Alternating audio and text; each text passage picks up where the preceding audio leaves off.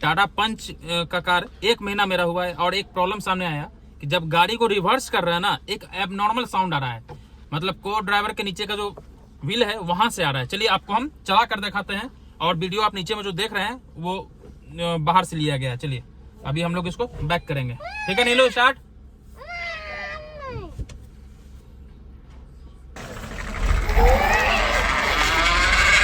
आवाज आ रहा है, देख रहे हैं।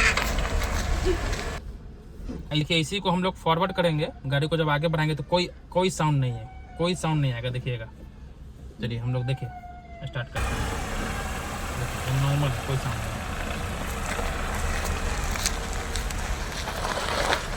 देखिए कोई साउंड नहीं, ये सिर्फ रिवर्स में ही साउंड आ रहा है।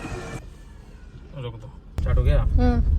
ये जो आपने आवाज सुना ना, ये आवाज एक्सल और गियर के बीच का शिफ्टिंग प्रॉब्लम है। इसको जब फर्स्ट सर्विसिंग में ले जाएंगे तब ये प्रॉब्लम सॉल्व होगा।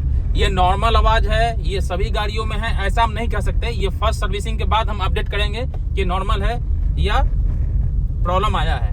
फिलहाल फर्स्ट सर्विसिंग में जाते हैं, फिर हम नेक्स्ट वीडियो बनाएंगे। ओके, तब तक के लिए इस वीडियो को एंजॉय कीजिए, अपना प्रॉब्लम जो भी है हमसे शेयर कीजिए। Okay bye, have a nice day.